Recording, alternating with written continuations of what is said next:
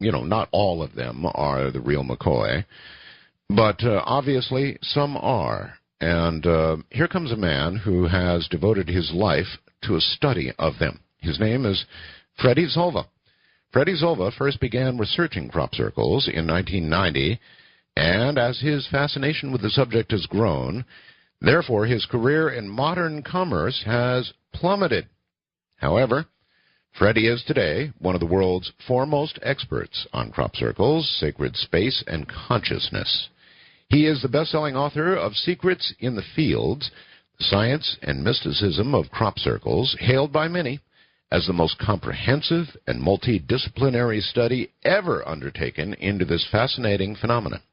He's also released the DVD documentary, Stairways to Heaven, The Practical Magic of Sacred Space, written and directed by himself. Freddie is a lifelong student of earth mysteries, sacred space, and ancient systems of knowledge. Coming up in a moment, Freddie Zolva.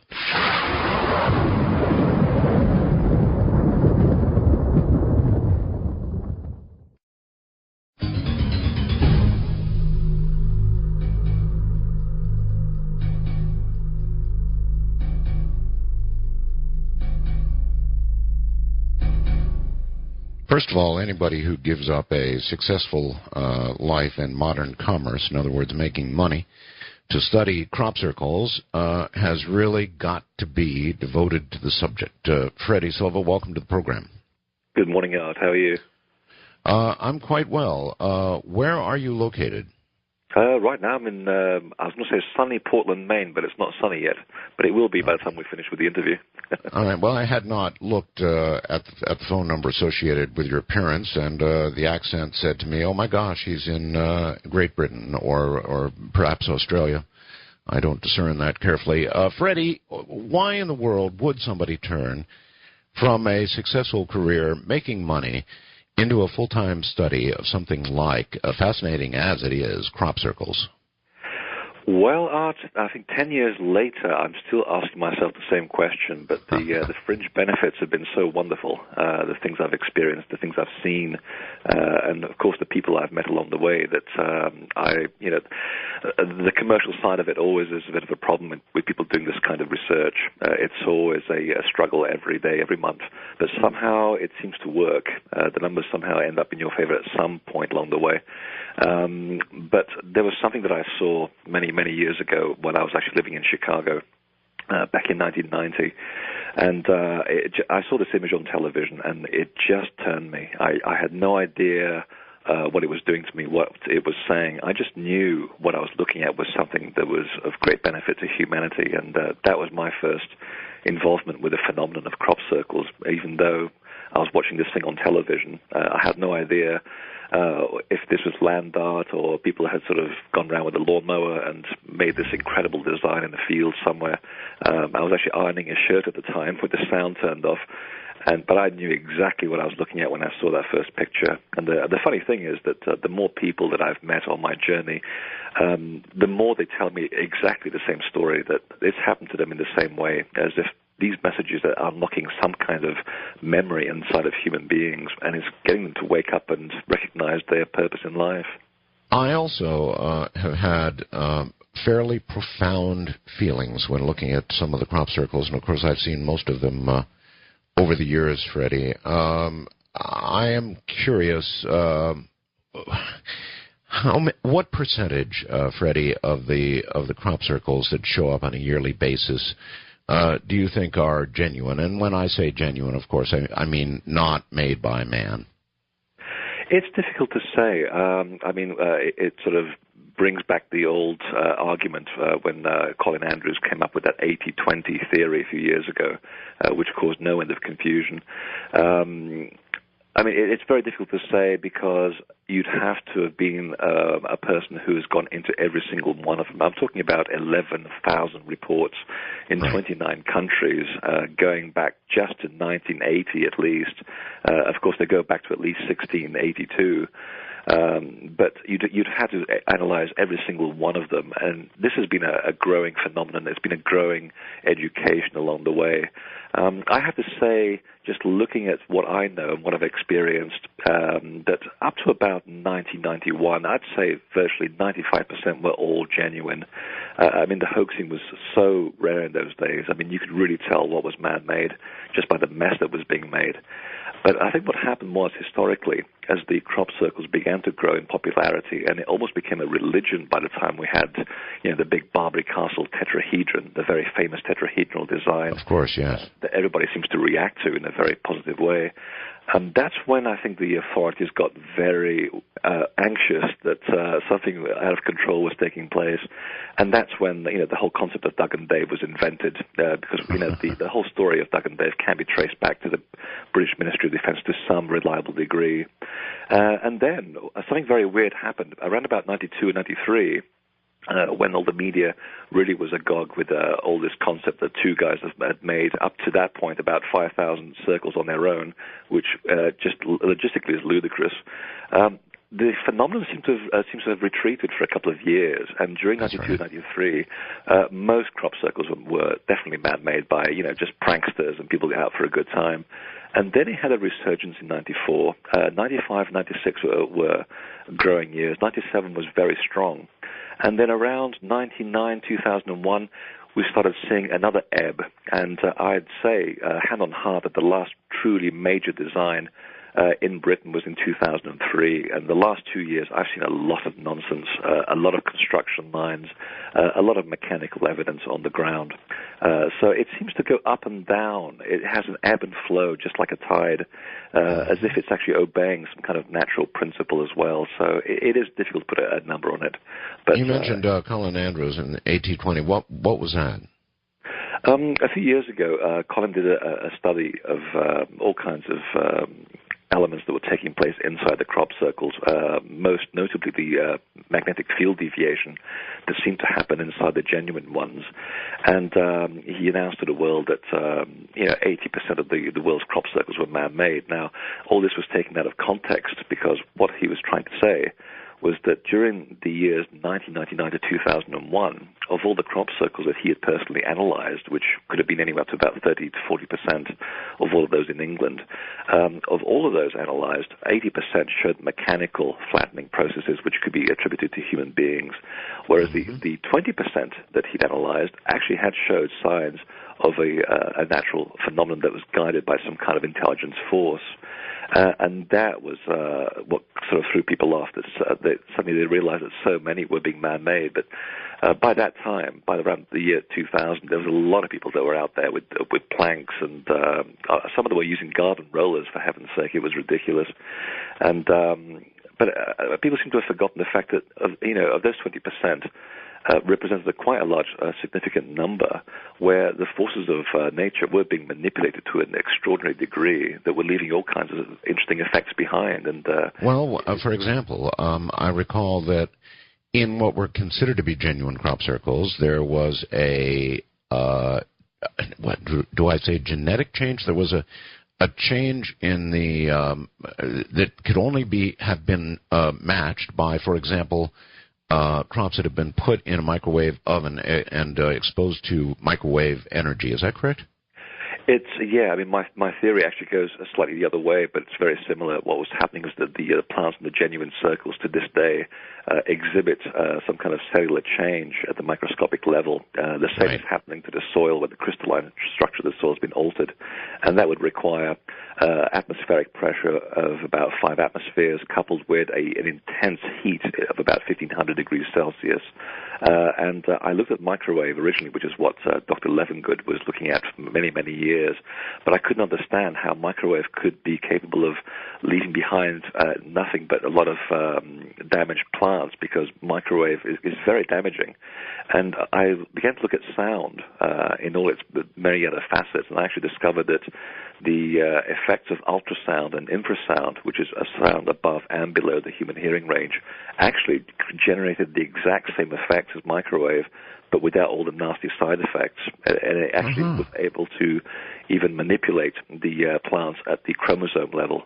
and even create the kind of charring effect that we see in the genuine plants too. And what kind of frequency and decibel level of sound would do this?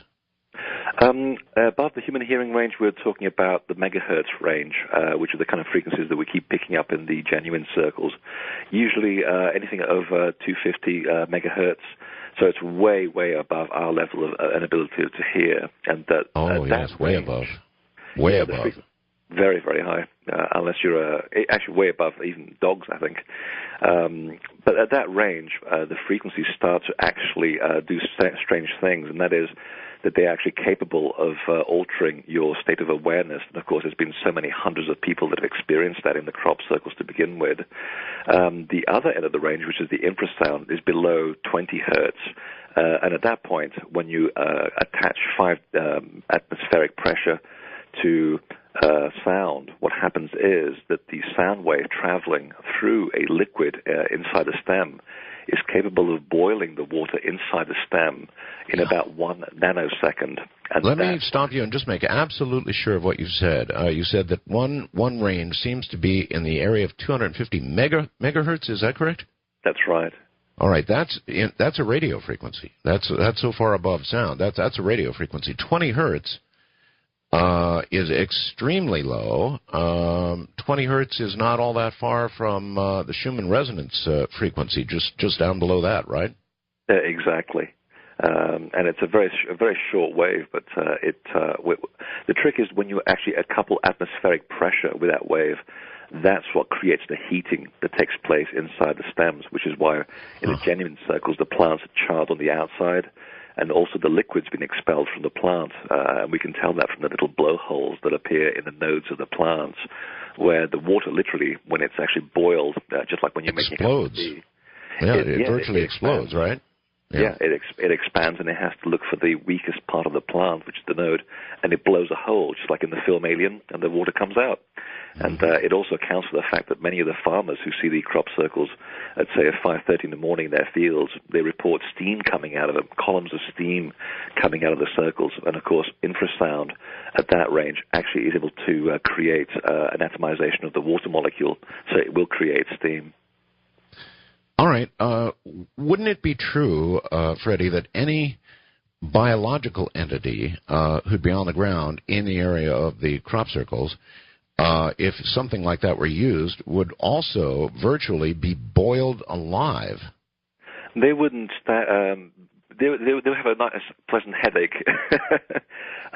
Yes, in fact, I went into a crop circle in 2003. Ironically, it was shaped. Actually, no, it's 2002. I beg your pardon. And it was actually shaped like a shell. And I actually found for the first time of hundreds of visits, hundreds upon hundreds of snails on the ground, all boiled alive. I mean, it was almost like a feast. Unfortunately, they weren't good enough to eat. But the only fatality that's ever been associated with a crop circle directly was actually in the Canadian prairie, where a farmer came out one day, saw a crop circle on his land, and he saw the typical swirled pattern floor. And along with the swirled crop, he found a series of very long quills that stretched from outside the perimeter of the flattened area. And it followed the swirl right down to the center. And when he followed the quills, he actually found at the very end of those quills a very flat and very dead and mummified Canadian porcupine, which they're about 30 pounds up in the prairie. They're very, very big creatures. And that, again, testified to the incredible acoustic pressure that was generated at the time that was able to flatten a 30-pound porcupine. And, of course, the whole thing was that the actual ability of infrasound to release the water molecule and nullify it meant that the poor creature had been mummified. I mean, all the water inside its body had been completely expelled, and for weeks and weeks afterwards, the creature did not even emit any odor. So it actually increased the mummification process. So in a way, it kind of died to prove the point that not only was pressure being used in the process, but also there was a huge amount of heating taking place in a very short space of time. All right, Freddie, let me ask you this. I'm sure you're well aware of the HARP project ongoing in Alaska, the ionospheric heater. It actually heats the ionosphere, and it's capable of blowing a hole in the ionosphere. Conceivably, The HARP project, Freddie, is capable of modulation of the kinds of frequencies that you're talking about right now. And, of course, it's a relatively secret project. I mean, there's a very public aspect to it, but we all know that DARPA is involved, and there's a very secret aspect to it. Is it possible, Freddie, that the HARP project or a project like it is producing these? I thought about that for many, many years, and again, like you say, it's very difficult to prove some of these things because they are so secret, so you can only sort of surmise and put one and one together and see where the logic trail leads. And logically thinking, I mean, the military usually tends to do things very quietly and in great secret, and to leave these fingerprints all around the world, and like I said, in 29 countries now, 11,000 of these designs, it doesn't seem very secret, and to me it would seem highly unlikely that they would be experimenting with something and leaving so much of a trail behind, especially when scientists have been able to figure out that strange things are happening to the plants or the soil and even the watershed with which the energy interacts. So I would tend to favor another source for this, a very non-mechanical source. Okay.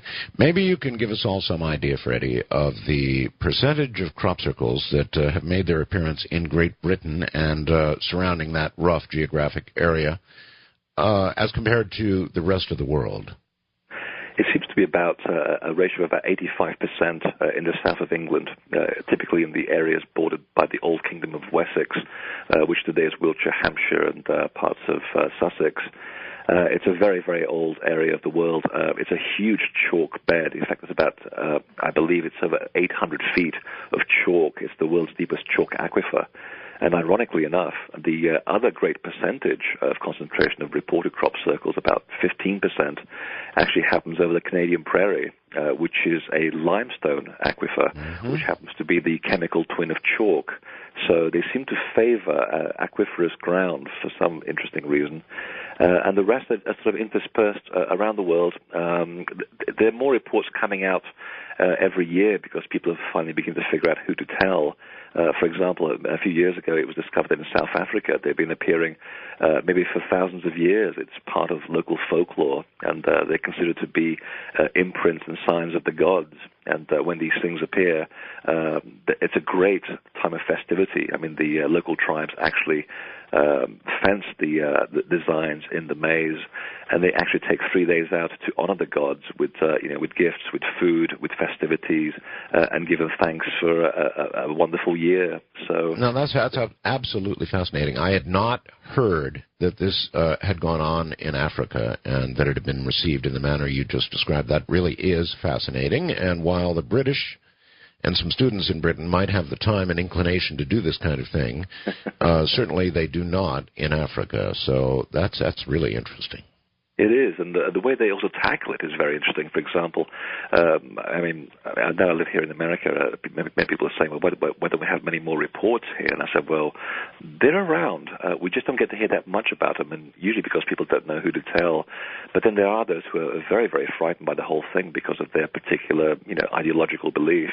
And, for example, in Indiana, where we had many circles in the past, the first thing that some of the farmers do is basically call the police, and the police will put a crime scene tape around the design. Well, contrast that to these people in Africa who, they basically honor the site as a sacred space, and they don't go in there and they honor it. It's a huge change of perception. And again, it shows that perhaps that there are places in the world where the phenomenon is much more welcome. And it shows, again, that there's a benevolence behind it, that if it feels like it's threatening people, perhaps it backs up a bit and lets people sort of think about it. It lets it sink into the local psyche before making another approach. And for me, it shows that there's a great benevolence attached to it. Well, I suppose in America it's regarded as a crime against the farmer. In other words, they've destroyed a significant portion of some farmers' crops, right?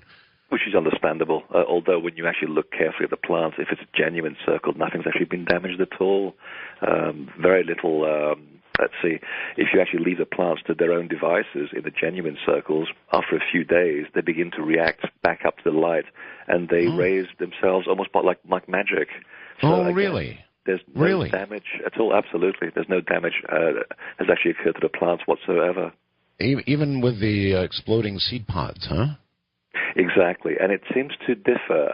I should qualify that, because when the energy interacts with the plants, when the plants are at an early level of maturity, that is when they're still fairly young, yes, there's very, very little damage that occurs, and the plants are able to reconstitute their mobility and raise themselves back up to the light. In fact, they start to outgrow the plants and the rest of the field, which have not been affected by the energy. But when the energy interacts with the plants where it's at the later stage of development, then yes, because the plants are already very mature and very brittle, then yes, they will. It does actually stunt their growth. All right, Freddie, hold tight for a moment. We're here at the bottom of the hour. Fascinating stuff. Obviously, not all crop circles are man-made. There's simply no question about it. Some of them are made by, well, maybe that'll be the next question for Freddie. From Manila in the Philippines, I'm Art Bell.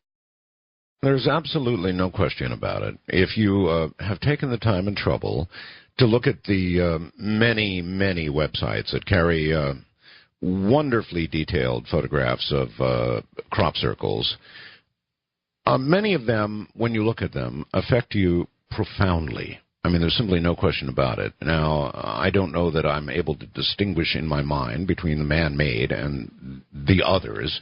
We'll call them the others. They obviously are not man-made, but many of them do have a profound effect on you. They simply, there's no other way. I mean, some of them, 10 acres and larger, obviously not made by man. Question is, made by whom? We will ask.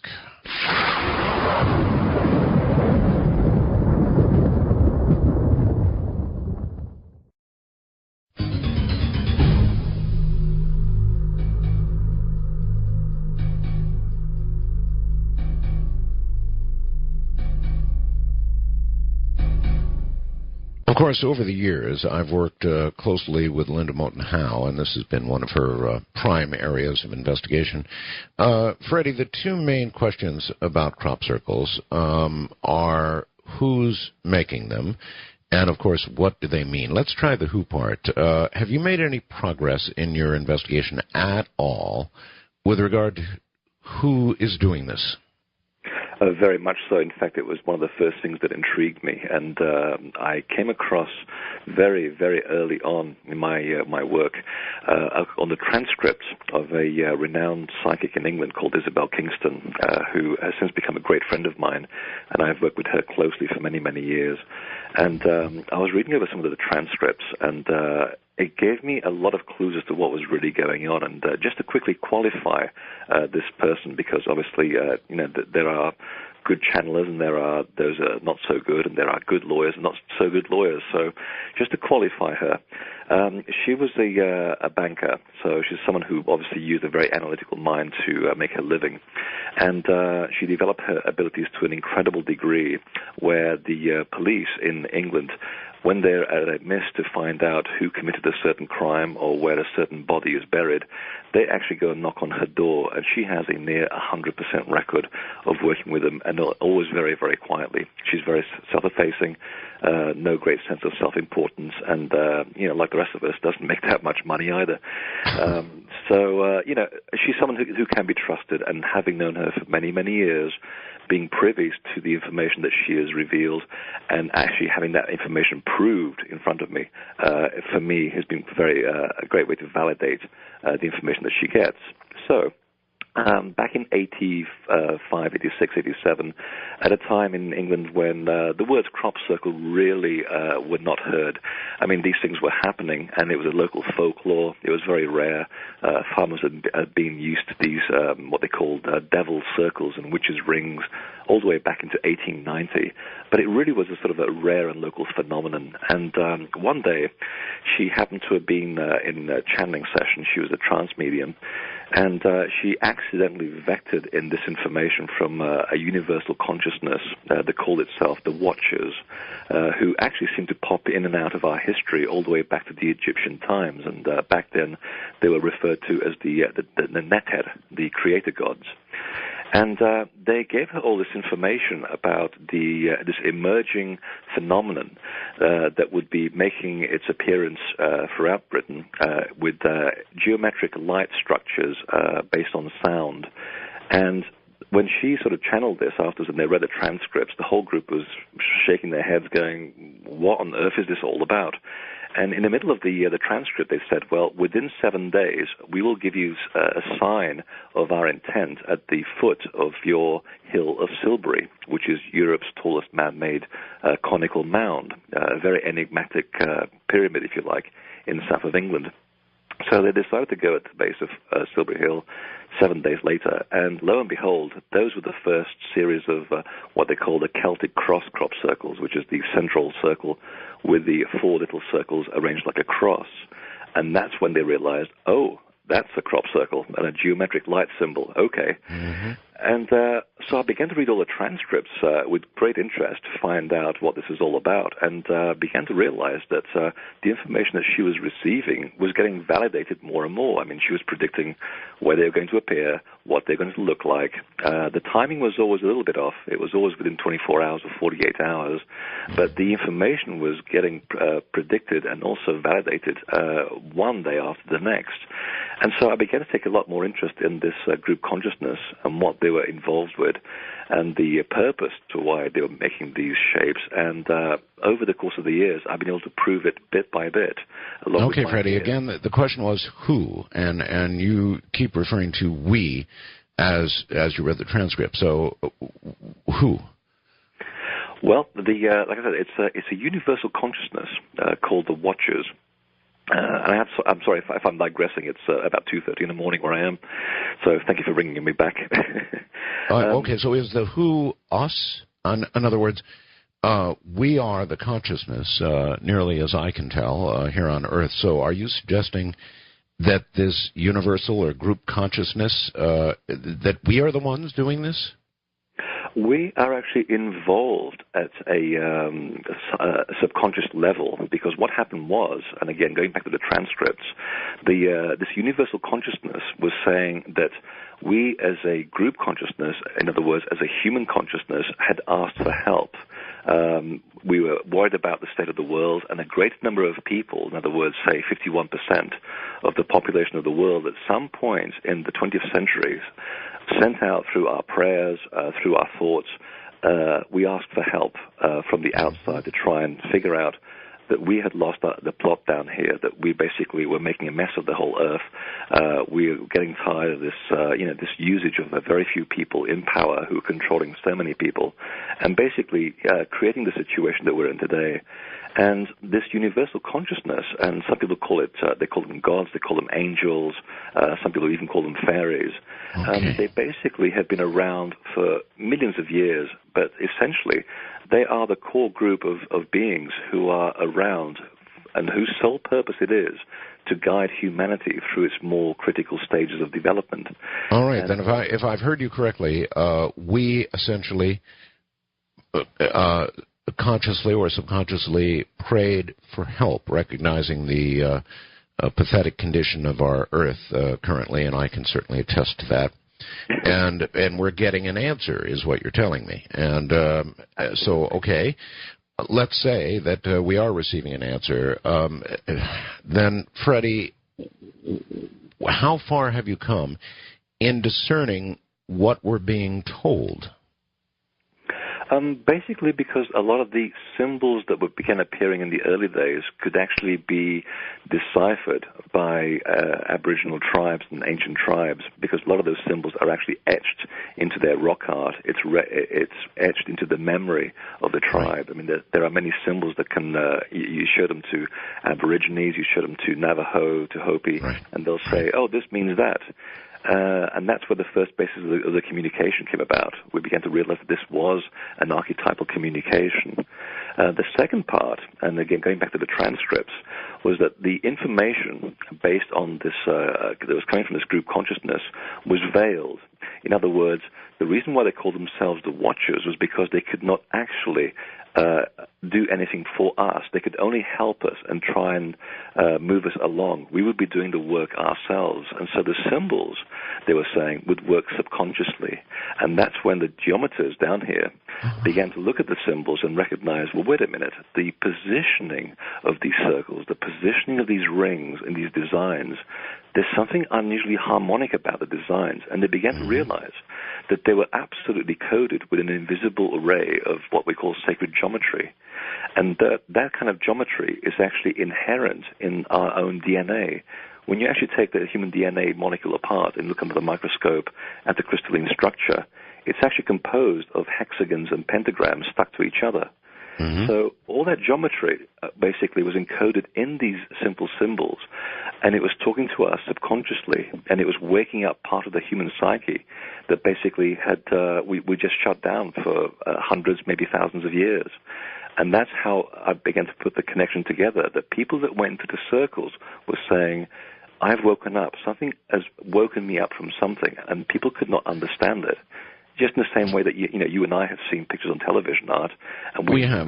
Freddie, is it necessary to get these conscious or subconscious messages to actually go to a circle, or is the viewing of one on a monitor or something sufficient to get the message across? From my experience, it seems that as long as you don't actually distort the image, the original photograph, in other words, you don't put it through Photoshop and you squeeze it, as long as the original photograph, the imprint of the information retains itself in the actual image. So you can actually be, in the Philippines, look at a picture, and the information will transfer itself down. It'll download itself into you, and that's why you're having those experiences of memory. You recognize what you're looking at, but you can't quite logically explain it. That's right. No, I described it as simply some of them have a profound effect on you. There's no question about it. Exactly. That's a conscious profound effect. Apparently there's also a subconscious profound effect. Now, Freddie, you said that the Hopi and others have recognized some of these symbols. Can you do a simple translation for us on any of them? It's not that quite sort of clear-cut. It's more to do with archetypal messages. I'm trying to think of one. For example, there was one in England which was... it was a sort of a elliptical head which is sort of bent to one side. It had four draping sort of feathers coming out of the central circle, and the actual line that connected the big circle to a smaller circle was also bent. And that was shown to, I believe, the Hopi, and they said that actually means Mother is crying. It's an image of the earth with its four elements on either side of the circle actually drooping, saying that the elements are under stress, and it's a message to us to say that Mother is crying, our Earth Mother is crying for help, and it's up to us to try and resume our responsibility for the Earth and take control of the situation and be more generous and to the planet that we're living in so that we can take better care of it. So that's the kind of information. That's how they actually communicate. It's with archetypal symbols, almost like hieroglyphs. They are what they mean. They're like an encyclopedia of information in each symbol. All right. That's very, very interesting, and it certainly makes sense to me. But the general public and certainly the media is not going to grasp that kind of subtlety, and that message is not going to be widely heard, Freddie, unless something big changes. In other words, if it remains this subtle, then crop circles are going to remain an interesting enigma that is not going to mean a whole lot to anybody. And that's part of the frustration as well, even from my end. I would love for everybody to be able to just sort of get the message immediately and wake up and recognize that we're here to do something very, very big and very important in life, make a positive contribution. But as they were saying as well, the watchers were saying that not everybody is in on the same game plan because, I mean, we come down here as souls, trapped in a body, and we come down here to have an experience, and not everybody is having the same experience. I mean, there are some people who come down down here to control people. There are some people who come here to create havoc and war, and then there are those who come here to make peace. So, and that's the whole myriad of being human. It comes down to the fact that we have choice, and what they're giving us is the possibility. They're waking us up to a greater possibility, and it's up to us to choose what we're going to do with it. So some people basically take on board the information, and they wake up, and like me, they give up a very good career, and they dedicate themselves to learning and to try to, to tell the truth to the best of their ability. All right. Freddie, you said that, you said that with regard to the lady who had done the channeling, that she had proven to you, or that it had been proven to you, that what she was channeling was real or was accurate. In what manner was that proven to you, Freddie? It was the way in which the information was given under trance, and that she was given the location and even the designs and positioning of where these shapes were going to be only within a matter of days, and then they would manifest in that exact location, and the information was never given to anybody outside a very, very close-knit group of people. I'm talking about a handful of people, and I know for sure that they don't go out and make them. They're very responsible people. All right. Okay, that does make sense. If she was actually able to call it, unless she was in league with with a group of British students who were going to then run out and quickly create what she had declared would occur, then yeah, that's fairly good proof, I guess. But again, I'm concerned that if these circles are containing this kind of important message for mankind about our own Earth, it's just too subtle. And as you mentioned, I'm sure it's very, very frustrating for you. How do we move it to the next level and get people to understand that these messages, or at least some portion of them, are absolutely real and critical to our survival? I'll give you another example of the information that she was giving back in '87, and the watchers were saying that within our time, and indeed by the year 2007, so I'm definitely looking forward to the next year, that the actual technical information of the symbols would be revealed. People would be given the information, and scientists would actually start revealing the fact that there is technical knowledge hidden inside the crop circles, because each symbol speaks on different levels to different people. And back in 1991, something very interesting was happening in the fields. The crop circles were appearing in twos. In other words, they were appearing. Identical crop circles were appearing literally within a half a mile of each other, within days of each other. And I remember the work of a couple of very interesting people called Myers and Percy, who at the time measured the designs, two in particular, which to all intents and purposes seemed absolutely identical, carbon copies of each other. And to them, when they looked at the actual measurements and the actual schematic drawings of these designs and overlaid them, they found that the designs were not identical. There were small numerical discrepancies between them. And being mathematicians, they began to look at the numbers that were being drawn out of the difference between the two designs, and they found the first series of numbers actually equated to the speed of light, our known speed of light. But they were left with a whole bunch of numbers left over, and they thought, well, let's apply this by logic and see what these two sets of numbers then mean. And from that, and I'm going to cut a very, very long story short, they were able to extrapolate not one, not two, but three speeds of light. Now, at the time, most orthodox scientists basically laughed at this suggestion until about 3 years ago, I believe. It was revealed in, I think it was Nature magazine, if I'm not mistaken, that science has now finally proved that there are two speeds of light. So the circle makers appear to be well ahead of us, because we extracted this information back in 1992, and we revealed that there was three speeds of light available in the universe. That's just one example. The second example is that the watchers were saying that there is a device, there's an energy machine that's transcribed in these symbols, and this energy machine has something to do with the illusion of time and the ability to transmute magnetism and possibly gravity. So my gosh, you're moving awfully quickly here. What circle described the machine you're talking about? the one on the cover of my book, which is the famous Barbary Castle tetrahedron, which is the one that people just seem to gravitate to. And it was the sort of the crowning glory of the year 1991. And for anybody who hasn't seen it, it's basically a series of radiating circles and rings from a central source, bounded by a triangle or a tetrahedron with 3 balls at each end.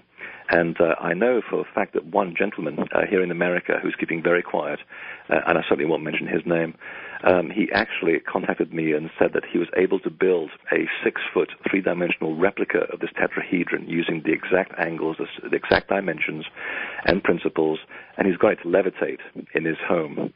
So that's how close we are to actually deciphering this information. My God, have you gone to visit this man? No, but he sent me enough information to make it sound very, very credible. And the fact that he's actually sounds very frightened, he knows that he's onto something and he's keeping very quiet. And I also know of people also in Australia who are working with this similar device, and they will reveal this information in their own time. But I am assured that they also have been working with similar principles, and it turns out that they're also working with anti-gravity devices. So it appears that the channeling is bearing true. Are you telling me that this man has actually achieved levitation using a design from the Barbary Castle circle? Absolutely. And it's almost 2007. Yeah, and it's almost 2007. All right, Freddie, hold tight. Over the years, I've interviewed a number of people who've had fascinating things to say about circles, but this may top it. Obviously, we're going to try and pry some information from Freddie about who this man is. And if something like this could be proven, then obviously it would break the whole thing wide open, wouldn't it? Can you imagine that? Levitation from a design derived from the Barbary Castle circle. From Manila in the Philippines, where the rain falls gently at the moment, I'm Art Bell. My guest is Freddie Silva.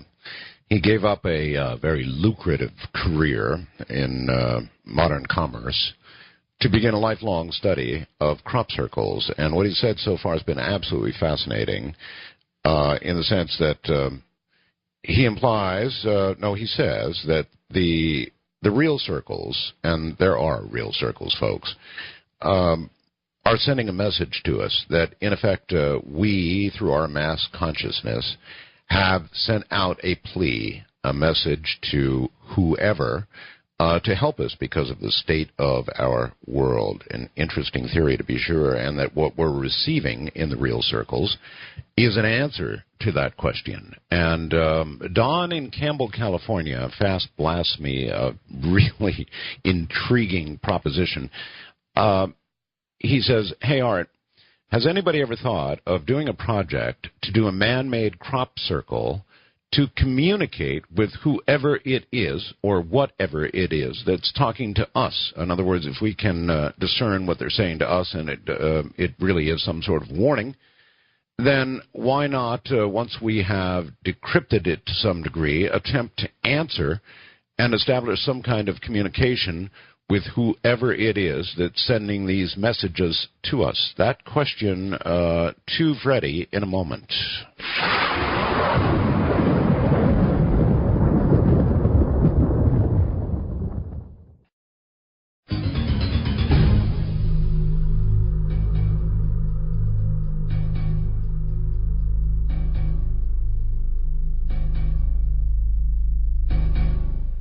Clearly, we'll get back to the Barbary Castle business in a moment. But, Freddie, I really do want to ask you about... And you know what? Before I do any of that, you're nice enough to be here. Let me plug your book. Book is Secrets in the Fields, The Science and Mysticism of Crop Circles. That's a cool title, Secrets in the Fields, The Science and Mysticism of Crop Circles. Available, I assume, Amazon.com, the usual, right?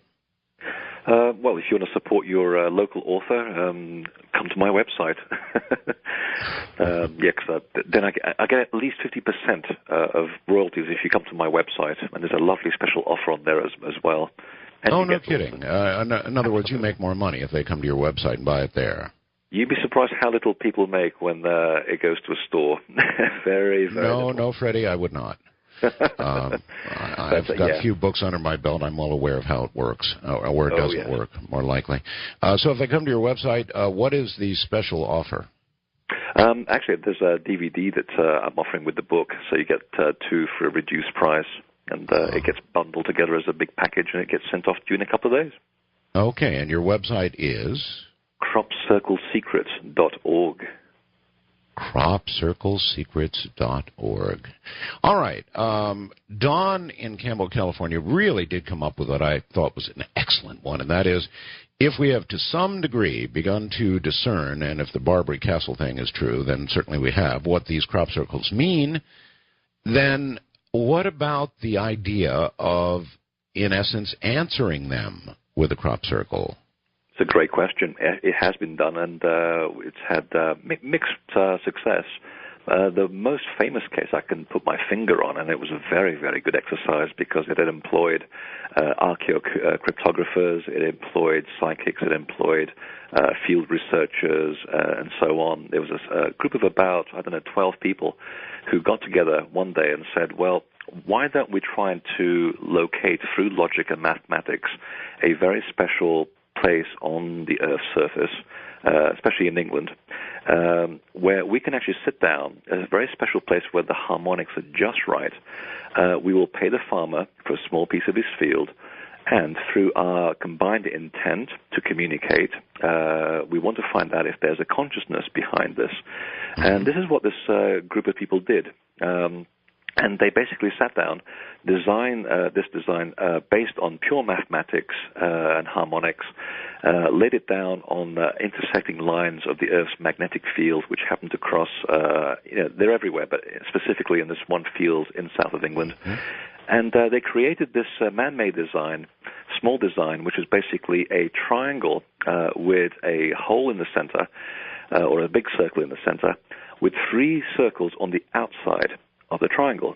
And then they sat down around it, and they just meditated. They just sent out the intent between the 12 of them. They said, we would wish to receive a communication to show us, demonstrate to us that we are dealing with a conscious source.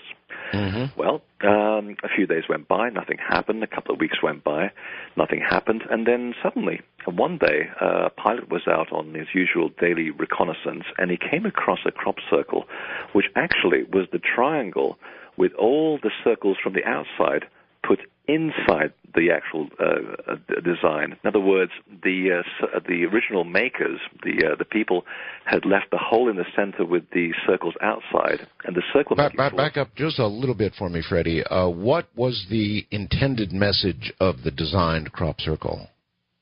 It was simply to communicate to an intelligence, if there was an intelligence out there, that the people down here, the human makers, had made a design based on pure mathematics, which is the language of the universe. It's just like in the film Contact, basically.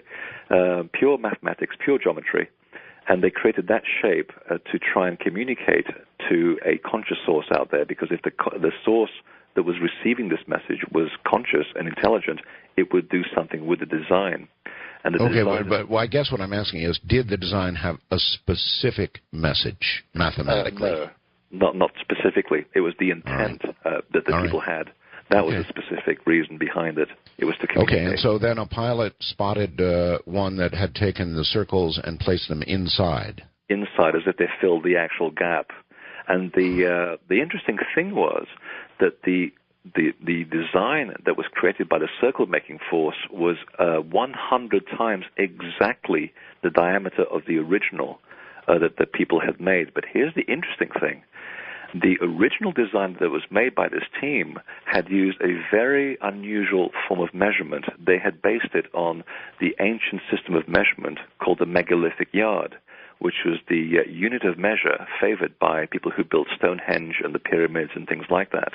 And this unit of measure is very, very important. And this design that appeared as an answer to the researchers used that unit of measure to exactly 100 times the size of the original.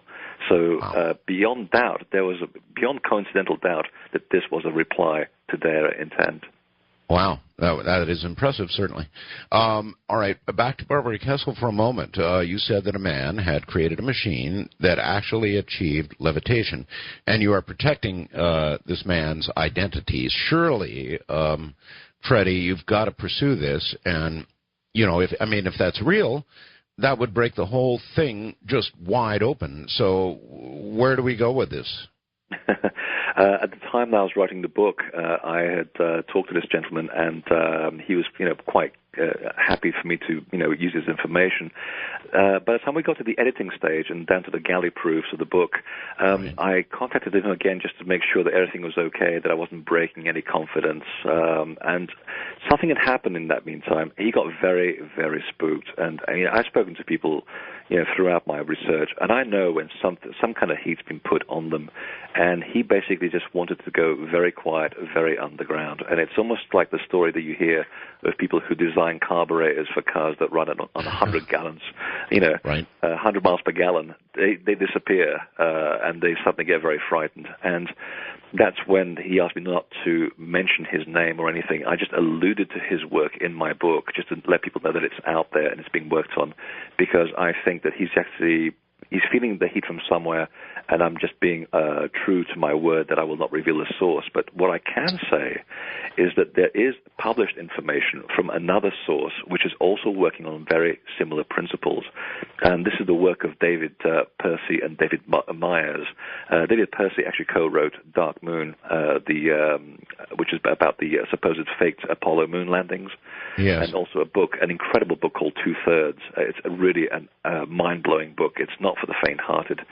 And in there, they actually note all the technical information that they have reconstructed from the crop circles, which also has enabled them to technically create blueprints which enable for the construction of spinning disk technology, which allows for anti-gravitational devices. All right, Freddie, let me again stop you very quickly. There was a man I interviewed several years ago, Freddie.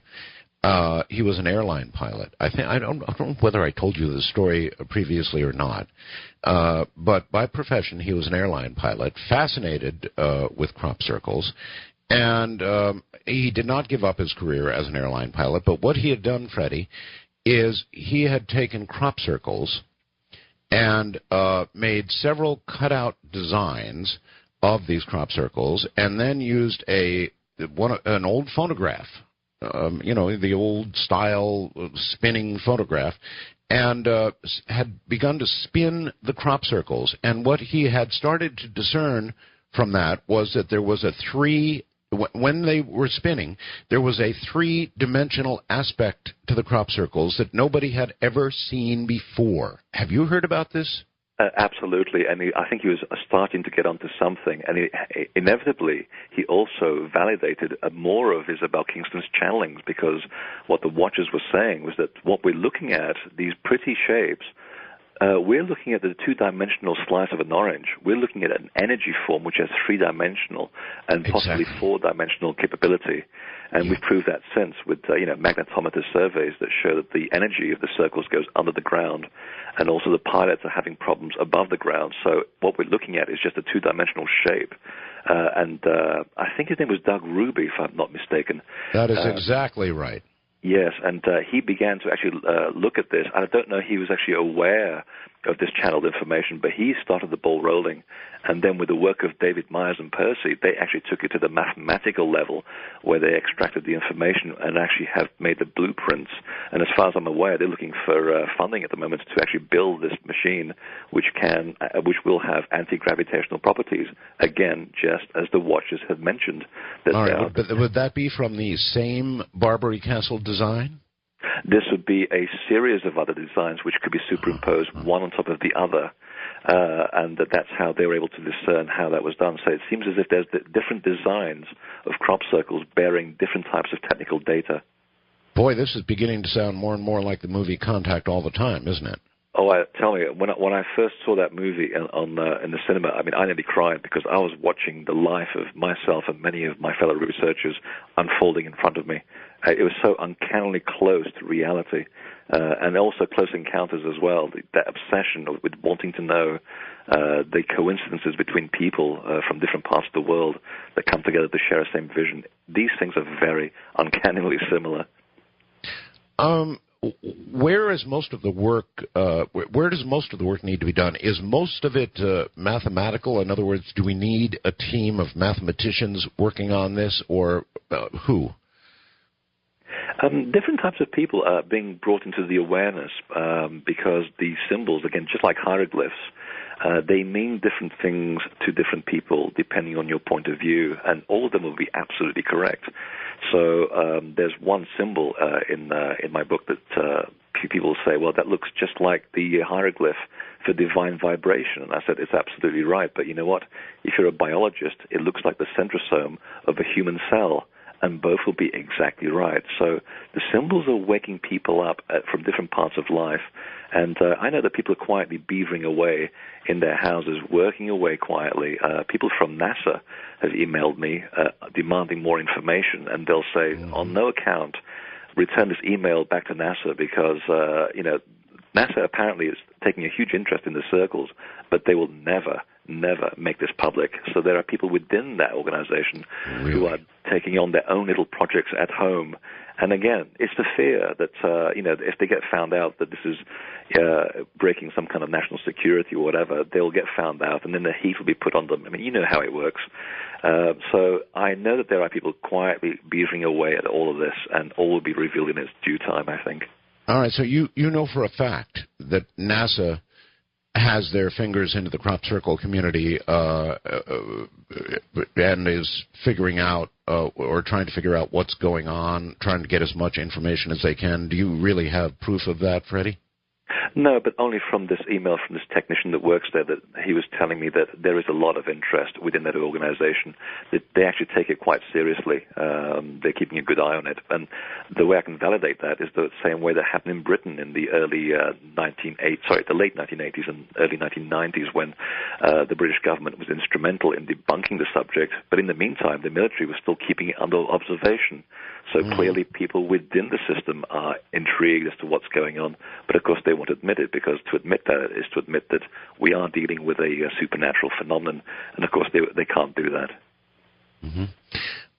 You referred to the Watchers as a group that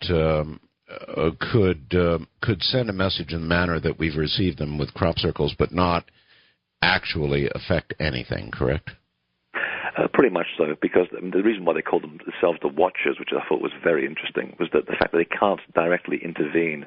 It almost sounds like Gene Roddenberry's Prime Directive in Star Trek, which is actually very close to reality, because Gene himself used to attend seances with a trance medium, and if you look at the transcripts and then look at the next generation of the series, you'll find a lot of universal law buried in there. And the Watchers were saying the same thing, that they do not have permission to actually directly involve themselves in our affairs. They're just feeding us the information, and they hope that we, by our sense of will choose to act on this information and use it for the development and the betterment of our society.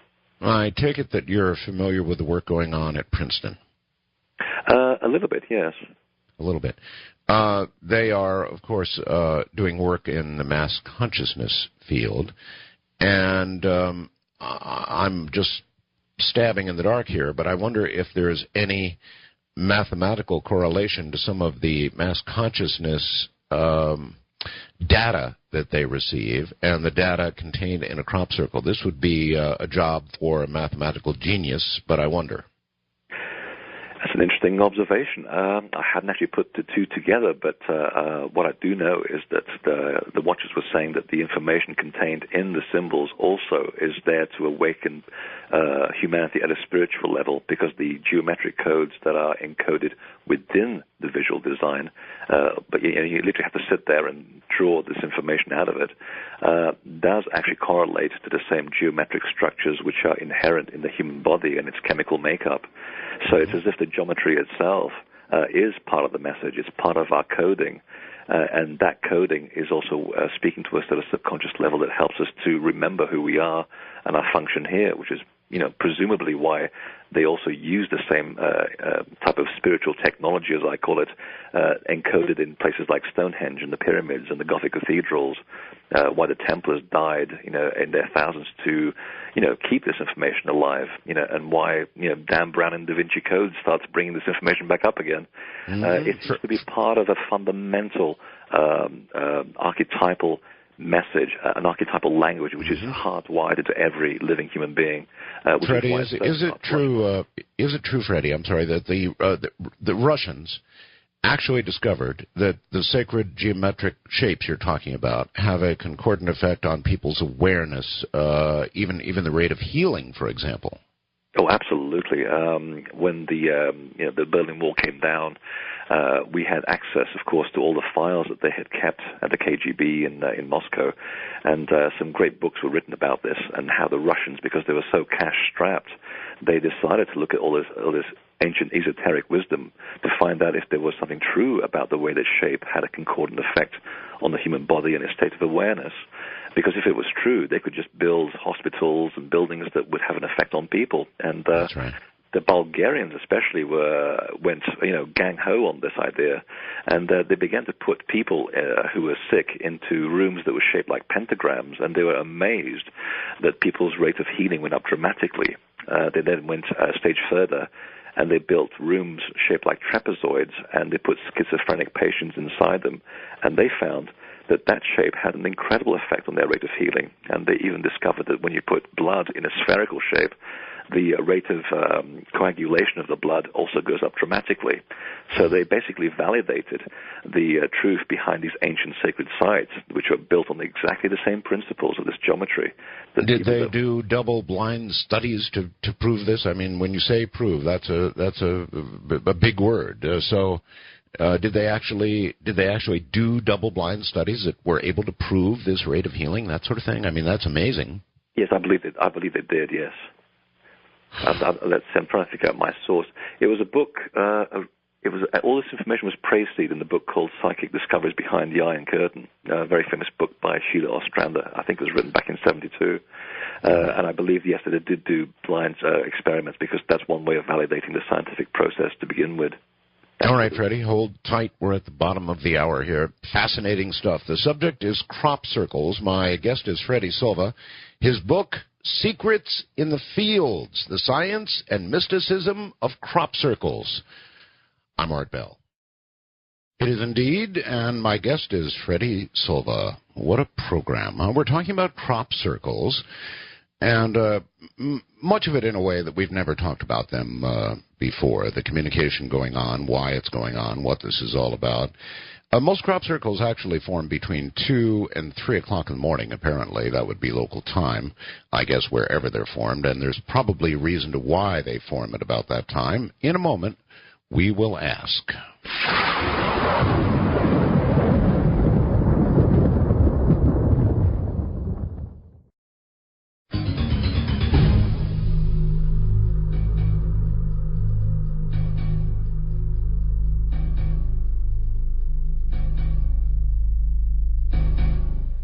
Once again, Freddie Silva. And Freddie, is it true that most crop circles do appear between 2 and 3 in the morning local time at whatever the geographic location of their appearance? It appears to be the case, just based on eyewitness reports and just the general accounts that we've had over the years. And it intrigued me. I facetiously at the time I was saying that they appear at that time because they like to keep things kind of quiet, and most people, rational people, should be locked away at home in their beds at that time, doing nothing but sleeping instead of being out in the fields watching them happen. And then I came across the most incredible piece of information from the Imperial College of Medicine in London, where they had actually documented on record that 95% of all recorded deaths in hospitals from around the world always happen between 2 and 3 in the morning. And it got me wondering that is there something to do with this particular window of opportunity where it allows a window of opportunity where the soul is able to leave the body, go back to its source, but it also creates a window where information can come to the Earth.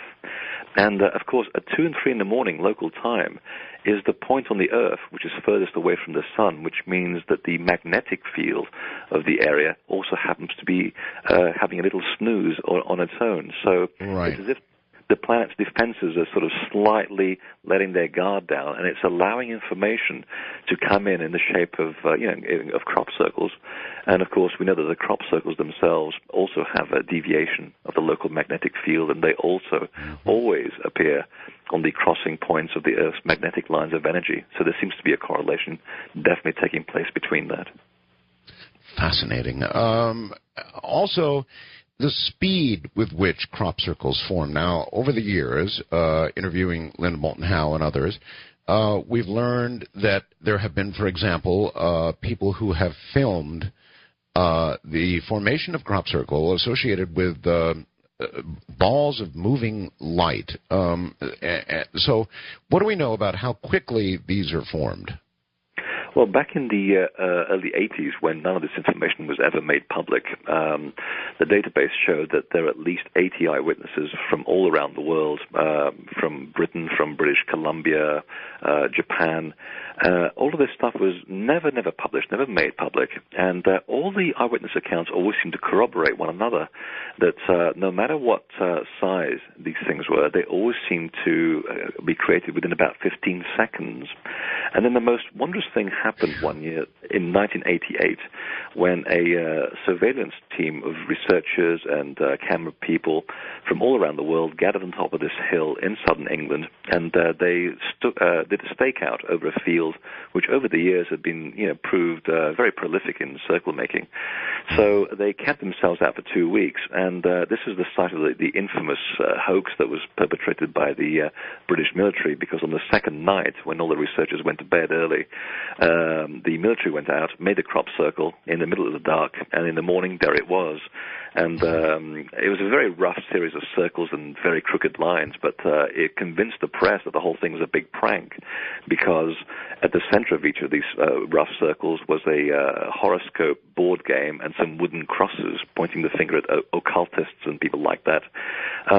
So everybody went home convinced that the whole thing was a great big joke, except for a Japanese camera crew who had gone all the way to England, and they thought, well, we're here, we might as well stick around and see what else pops up. And they were rewarded when on the last day of the 2-week stakeout, they caught on night vision camera, right at the very edge of the limit of their equipment, a swirl motion manifesting in the crop, which lasted less than 15 seconds, and it completely validated all the eyewitness accounts. And you may wonder, what happened to this famous tape? I mean, it should have been front-page news around the world. Well, the story goes that the Japanese TV crew were under contract with the BBC that should they capture anything on tape, the tapes would be given to the BBC under license. Well, would you believe that the British Broadcasting Corporation lost the tapes? It would be akin to someone losing the tapes of the Kennedy assassination. I mean, you just don't lose something. Or say like an Apollo mission, for example, or maybe the records of Roswell, or akin to something like that. Huh? Isn't it interesting? I know it's very funny. I mean, I've worked in broadcasting for many, many years, and I can tell you that just doesn't happen. I mean, once in a while maybe, but it just never happens. But well, on the very rare occasions when it does happen, Freddie, it seems to happen to records of things just like this. Exactly. It's all very, very strange. Do you know offhand which lettered agencies, Freddie, are taking the, aside from NASA, are taking the most interest in this phenomena? It's always hard to say. If you're dealing with people who try to keep things secret, then obviously the information coming from out of them is always hearsay, or sometimes someone has a contact somewhere within an organization that might spill the beans. But the best information that we had in Britain in the late 80s came from people who were actually researching the subject night and day, who themselves had contacts within the British government, and one man in particular, George Wingfield, and this is already published information, so I'm not betraying any confidence. He had contacts within the British military who had actually said that they had worked with within the Northern Ireland conflict, and for many years, the British government had orchestrated this fictitious press agency that kept feeding information, not exactly truthful information about the Northern Ireland conflict, and supplied it to the media. Well, it turns out that when he investigated the source of the report from which came Doug and Dave, the two famous 60-year-old guys who said that they made every crop circle in the world, sometimes even as many as five in one evening across different countries. Amazing. By the way, what are Doug and Dave up to these days? Have there been follow-up interviews, and what are they saying now? Well, one of them should know better because he's dead. He's probably being spanked very heavily by God at this very moment for having gone out and telling porkies. The other one has gone very quiet, although I did catch a retraction from him in the British press, buried somewhere on page 28 on the 28th of December, 1998, which is a great time to find out great retractions of information, because no one's paying any attention to the media in between Christmas and the New Year. And the headline stated in this one column, I was guided by an unknown force, claims crop circle hoaxer. So it seems that even the world's most famous guy who claims to have made all these crop circles himself was guided by an unknown force, which, going back to the George Wingfield story, apparently came from this fictitious press agency that was originally set up to provide bogus information about the Northern Ireland conflict. So MI5 is a good acronym to bear in mind. It's the British Secret Service, in other words. But in the meantime, when they finally came up with Doug and Dave's story to the media, they were still keeping tabs on what was going on. People's phones were being tapped and so forth. Jim in Virginia Beach, Virginia asks, does Freddie consider any of the crop circles made in the UK this summer to be authentic? His website, last updated in early August, says he believes most up until that time were fake, ? But they seem to be so complicated and beyond human capability to manufacture. I hate to be the bringer of bad news, but so far there's nothing this year that I've seen that looks anything closely resembling a real crop circle from England. The real ones seem to be here in America and also in Australia and in Hungary, and they're simple designs. What's happening is, and this is not to say that the phenomenon's gone away, it's just that some years it goes up in numbers, some years it goes down, because the force that's working with it also has to work with natural principles, and sometimes the natural elements are there to work with, and some years they're not. It's like a tide, it goes in and out, just like in nature. But this year what we're seeing a lot of is farmers who are actually taking the money from groups to make designs in their field. Now, when you have the farmer's permission to make something on their land, first of all, you're going to have a lot of time on your hands because you are immune from prosecution. Now, that's a pretty good way to start. Two, I'm watching a lot of the more complex designs being made in fields which are well away from any public areas, which means, again, they can work within the cover of daytime. And I know that a couple of the so-called Mayan design ones, I have actual pictorial evidence to suggest that the people who made them first started off up in the Midlands, in the north of England, and then it came down to the Silbury area. And when they tried to do it in an area which was much more policed by people, they were actually caught making it. I was just about to ask about that, Freddie, because one of the things that had always been said about crop circles was, in all this time, with all these crop circles, if 80 or 85% of them are fake, nobody's ever been caught. But you're telling me quite to the contrary. There have been some caught. Is that so? Yes, they are being caught much more regularly than is being mentioned. I mean, I mentioned this on my website as an antidote to the other websites that are out there.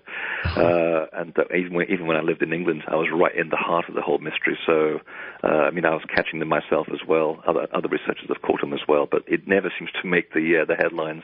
Over the last few years, because the hoaxes are getting much more cunning and cocky, they're also getting a bit overconfident, and they are taking a lot longer to create these intricate designs, and they are being caught in the middle of it. I mean, 2 years ago, and again, I showed this on my website, there was one design in the Vale of Pusey where we get a lot of these designs. It shows the design in progress over several nights, and even shows the actual construction lines in place, where the following evening they come over and fill a few more. And I've even spoken to people, even at my lectures, that have come up to me and said, well, we actually caught these people making these designs one evening, and we got their names, and the names actually correlate to some of the known hoaxes that we know are out there already. So yes, they are out there, and they are being caught making them. So it's quite ironic that just as they're getting more complex, as the human ones are getting more complex, the phenomenon itself is getting simpler and simpler. It's a strange irony. So, but I suspect that next year we're going to see some another level of complexity in the genuine ones as well. Why do you suspect that? Because it goes up and down. Historically, when I look at all the information that we've culled from the last 2 decades, it seems to follow a natural wave, just like you find in nature. It goes up and down and up and down, and I think we're into that sort of down cycle. And another reason behind this is that the real crop circles also rely on water. They require water as a prerequisite for making the circles, and we had a major drought in Britain this year. So back in February, I was saying we are not going to see any crop circles this year because there's no water there. They need it to counterbalance the heating effect of the energy that they're working with. And this is also historically proved throughout the history of the phenomenon. Whenever we've had a drought in England, the crop circles retreat as well. And thirdly, because there's so much information still to be deciphered from the amount of information that they've given us, simply giving us even more information is just adding to the plate that we already have, that is already overflowing, and we simply do not have the people, the means, or the money to keep investigating more circles that keep popping up. We need to go back to what's already been culled from the information that's already been gathered, and go back to what was happening in the 80s and the 90s, because there's so much information there. So that's just 3 reasons as to why it's a little bit on the ebb at the moment, but they are beautiful to look at anyway, despite the vandalism to the crops. But then again, as I always point out to people, a Gothic cathedral and Stonehenge are also man-made, and they also have exactly the same technology that goes into the crop circles. So appreciate them for what they are and enjoy them. How in the world, I mean, it is the eternal question, some of these very large ones that just seem absolutely impossible for humans to have done in the dark of night, they are so very precise. I mean, a lot of people want to know, Freddie, how in the world how's it done? Well, not Doug and Dave style, to be sure. The Doug and Dave style. I mean, some of the complex ones are also genuine. There's both camps are at work here. Let's put this into context. There's still very much a genuine phenomenon going on. I mean, a hoax by theory is a forgery, so a forgery has to borrow from an original. But the more complex ones, what's happening is that there are groups, very large groups of people, up to 12 people in one case, who are involved in coordinating this thing from many points. So when you have 12 people working in tandem, and some of these groups have been doing this for 5, 8 years, so they're not exactly new to this. They're really quite practiced.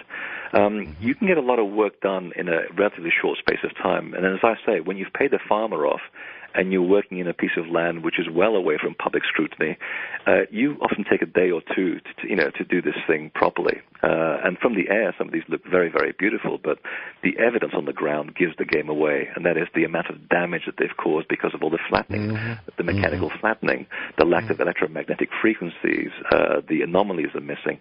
And most tellingly of all, when you lift up the crop, you can see all the tracer lines on the ground that they've actually used to outline the design, and then they come exactly. I mean, you would have to see boot prints. You'd see, as you point out, tracer lines, all kinds of things that would be done in a mechanical effort. I mean, it should be fairly obvious, and you're saying it is. I mean, to me it is, but I mean, I've been doing this for over 15 years, so anybody who's got a pretty good eye and also an objective point of view, and I have to admit, it's very difficult sometimes to keep an objective point of view because you're so excited by the whole thing.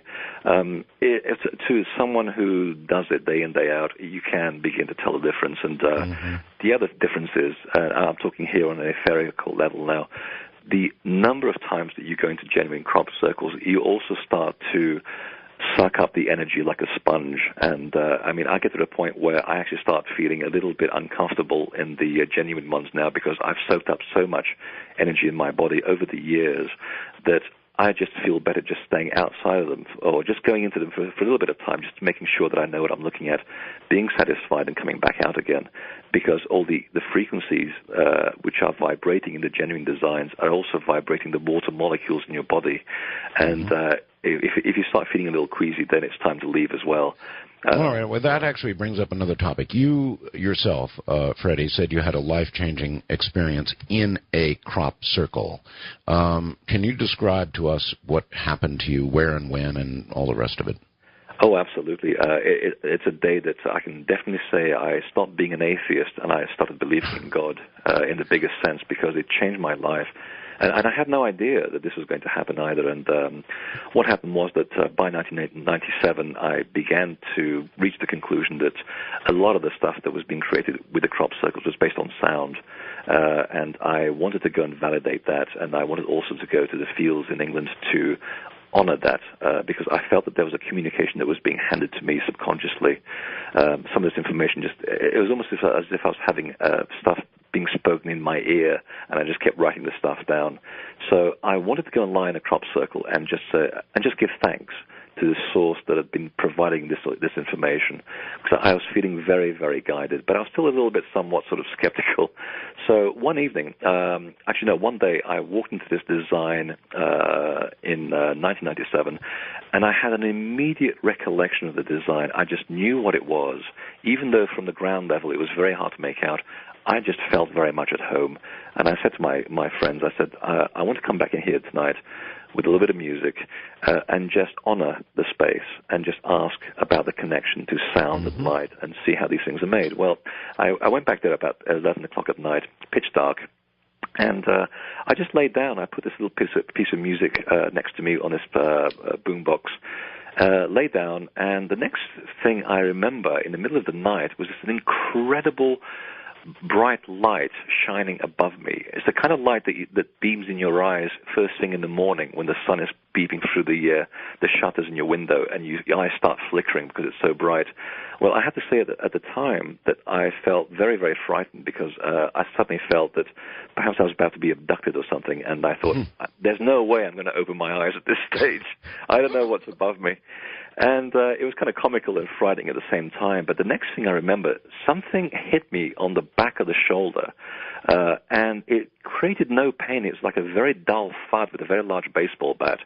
And I remember losing all my trepidation, and I felt light as a feather. And the next thing I remember was watching my hands and my arms float past me, and I thought, that's interesting. And I couldn't feel the ground below me anymore. I was literally levitating. And it was the strangest sensation, but I felt so at peace. And the next thing I remember, and I remember this vividly, there were three very, very tall beings either side of me, two at the bottom of my feet. One was sort of making interesting gestures with his hands. Wow. And it was the most incredible, unconditional love I've ever felt in my entire life. All right, Freddie, hold that thought. We're going to come back to that after the break. We're at the top of the hour once again. Freddie Silva is my guest. And once again, his book, what an elegant title, Secrets in the Fields, The Science and Mysticism of Crop Circles. From Southeast Asia, I'm Art Bell. One of the most interesting programs easily that we've ever done on crop circles. Freddie Silva is my guest, and if you have questions, and I have no idea how you could be listening for the last several hours and not have questions for Freddie, then grab one of those lines and come on aboard because we're going to begin taking calls for Freddie in a very few moments. From Manila in the Philippines, I'm Art Bell. Back to it in a moment.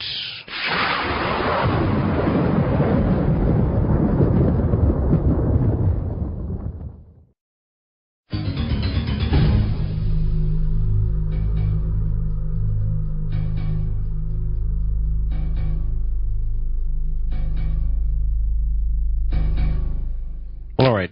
Just before we go to the phones, I want Freddie to have an opportunity to finish that story because he had mentioned that there were beings present. So please, Freddie, do finish that story. Oh, absolutely. One of the most interesting aspects of my life so far. Yes, I was sort of. I had these sort of very, very tall beings on either side of me, three either side of me, and two at my feet, and they seemed to be sort of creating these gestures with their hands. There was no spoken communication taking place, but as I said earlier, there was this incredible feeling of unconditional love and support, and it's a feeling which I would love to experience more often in my life. It was just absolutely wonderful, and I wasn't really sure what was going on, except that suddenly I had this click, and I hit the ground with a thud, and 45 minutes had elapsed in a fraction of that time, because obviously it was a cassette tape that was playing in the background, and the tape had finished, and the mechanism had clicked. So what sort of validated the whole thing in my mind was that I went back to the bed and breakfast where I was staying, where a colleague of mine and also a fellow researcher who, ironically, was also a psychic, and she basically, I met her at breakfast, and she asked me how the evening had gone, and I said, well, I'm trying to put it all into words. I just don't know where to even begin. And she began to spontaneously channel, and they're saying, well, they're telling me that they fed you information about a book you're going to be writing. And I said, what book? I don't want to write a book. I'm doing quite well with my life, thank you very much. I've got better things to do with my life. And sure enough, a year later, I resisted it, and the book came out. I mean, 5 chapters came out in 1 week. I have no idea how that came out. And I can tell you as a writer for many, many years, that just doesn't happen that fast. But she was able to describe in intimate detail everything that had happened that evening, and I didn't even tell her anything. And that's how it validated it for me. The whole thing really did happen. So it suddenly told me that there is another veil of reality out there, and it's very benevolent, and it's very helpful to us. And in fact, it's much closer to us than we believe.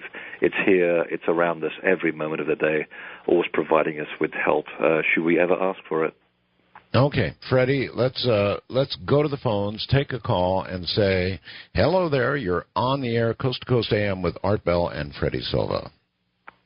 The sighting in July 11th was 6 days away from the July 17th, 1991, which was Barbary Castle. As 6 days after that, it was signaling what to do about the 666. The Barbary Castle is the Enigma instructions, one of which has to do with the Unholy Father entity, the Unholy Son entity, and you notice there's 6 sections in the third portion, that basically the 6 plus the whole equals the 7 unholy trinity, making 9 in total. Those, and notice the triangle has the target over it, and if you target the triangle is what it's saying, putting the unholy at the devil's triangle, there's the real instructions. All right, well, I'll tell you what, ma'am, let's just go ahead and ask Freddie. If, Freddie, in all of your research, is there anything at all to indicate what this lady seemed to be suggesting, that there is some demonic influence here? It's an interesting proposition. Well, first of all, I should clarify that 666 actually, it's actually the number of the sun. It has nothing to do with the devil. I mean, the devil is an invention of the human mind. It's just basically the unbalanced dark side of life. And 666 really has to do with the angles of the hexagon, which traditionally has been the sacred geometrical shape, which has been associated with the solar principle. So it's a series of numbers which has neither good or bad attached to it. It's just an energy principle. The other thing I would say in defense of the Barbary Castle tetrahedron, and also every crop circle that I've seen so far in my experience, is that people or beings or entities or energy that's inherently dark usually does not create beauty, and all of these things are beautiful. They are incredible, beautiful works of art. So I probably would err on the side of this being a good thing. It's a positive thing. It's certainly nothing to do with dark forces or anything. So no, I don't know. I mean, there's nothing to say, Freddie, that something on the dark side or evil could not be disguised as something beautiful. There are many people who believe that could be so, and certainly I believe 666 is pretty well known as the number of the beast, is it not? Absolutely, but it's the interpretation that was attached to the number of the beast. I mean, there's been many interpretations of the Bible, and it's becoming quite obvious that there are many translation errors and also ideological interpretations that were built into the modern translations of the Bible, as far as I'm aware. And these were the interpretations of the day, which is mostly the interpretations of people who were living in the Dark Ages, which were very, very dark times in Europe. So, of course, the whole concept of the devil and the dark side of nature was very much predominant in people's minds at the time when they were translating this. So you got to take that into consideration. But people who are working on the sort of more original interpretation of the Bible, from what I understand, seem to suggest that a lot of these principles that were turned into the sign of the devil actually were constructs of the Roman Catholic Church, which were using the powers of evil, of dark, of fear to try and keep whole populations under control by using fear as a motive. So you've got to keep that in perspective, I believe. All right. Okay, well, let's go to our next call. You are now on the air with Freddie Zova and Art Bell. Hi. Thank you for taking my call, Art. Sure. Hello, Fred. 2 questions, please. The quick question is, has anybody done DMT while in a fresh crop formation? And the second was, in 2003, Mountain Astrologer did a crop circle issue. There was a crop formation photographed by Lucy Pringle, and it was dated 2002, and it had no other reference to the picture. It showed a bust shot of a classic alien's upper torso in a rectangular frame, and the alien is flanked right next to him by a giant circle with raised, etches, raised pixels like, and it looks like he's holding it in his hand like it's either a DVD or a data disc, and he's got a little smirk on his face, and it just couldn't help wonder if you were familiar with it. I figured if Lucy Pringle had photographed it, then it still doesn't prove it was a genuine crop formation. So, no one's ever talked about this since I saw that, and I just wondered if anyone had gone in there to verify that alien bust shot, because the last alien before that was next to Arecibo just before 9/11. All right. Hold it right there. We'll take them one at a time. The last first, the Lucy Pringle thing. Yeah, I was actually in that formation, and in fact, I actually interviewed the farmers who owned the fields and people who lived nearby. And judging from their reports, it seems that the farmer was well aware that people were making that design over the course of several days. And the local residents also saw a lot of overhead lights being used at 2 o'clock in the morning, supposedly by people trying to light the field. Now, I personally saw a lot of evidence of mechanical flattening in that field, and I also found strategically placed holes which had been covered up and filled back in at certain construction points, which were consistent with the construction of the design. So, and also, thirdly, the fact that it actually doesn't resemble any other of these symbolic crop circles, and it's a very blatant image of one of the Star Trek characters from the first generation of Star Trek series, would suggest to me, 90% convinced that it was a big joke perpetrated by the usual perpetrators.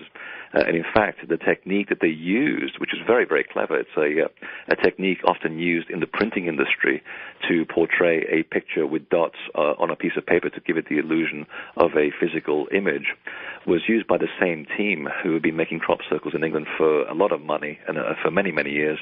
They used the same technique to create other designs which were commissioned by the BBC in different parts of the country. So I'd have to say, hand on heart, that I'm not convinced by that design at all. All right, and on the question of DMT, I'm not sure why he asked, but there are people who feel that some drugs are a gateway to some understanding that will not be gained otherwise. Any comments, Freddie?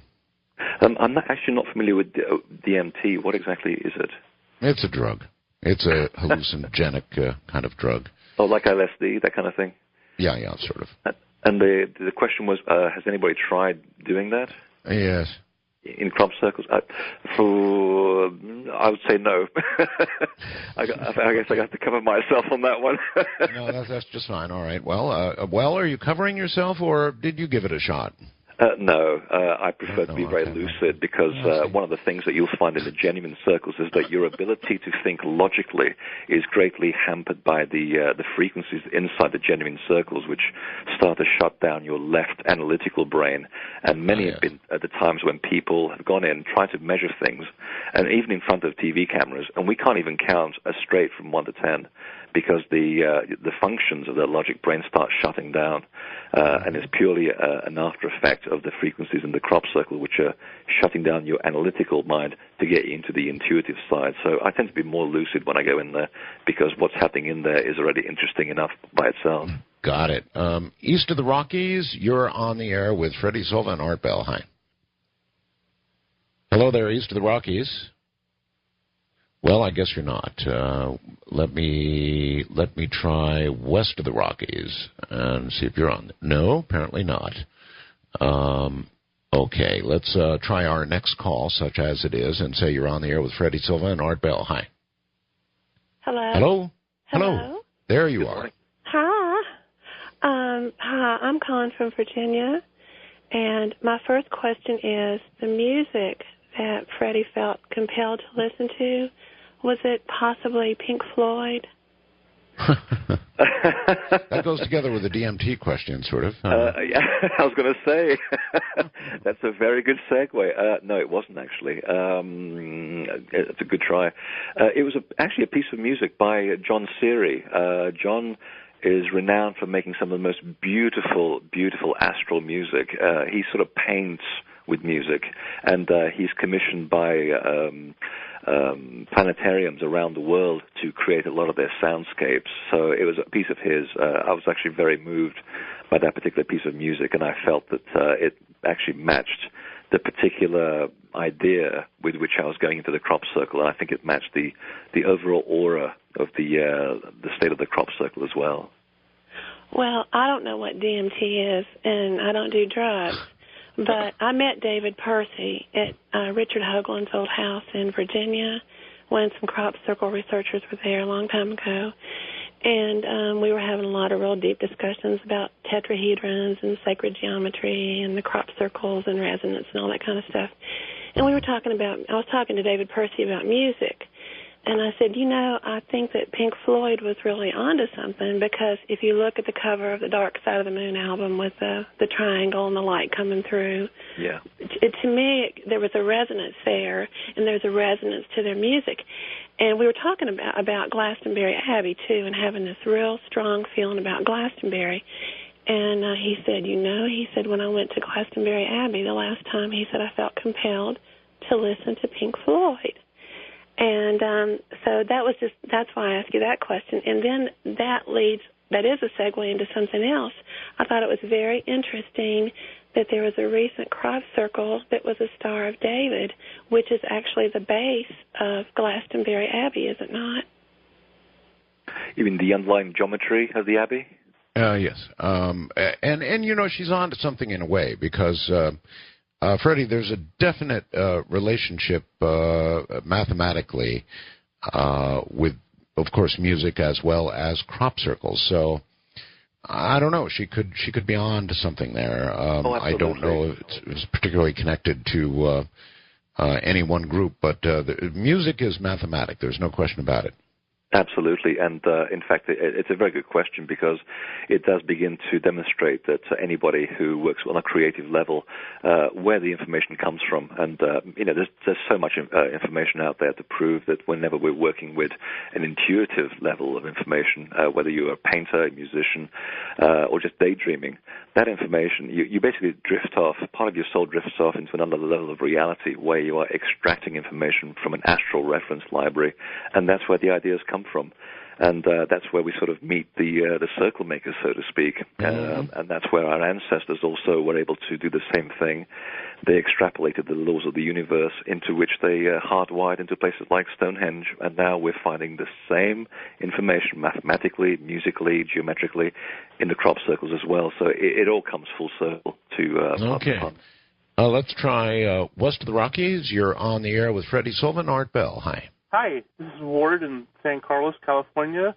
Yes, Ward. Yeah, I'd like to know what kind of tools they use to make the crop circles.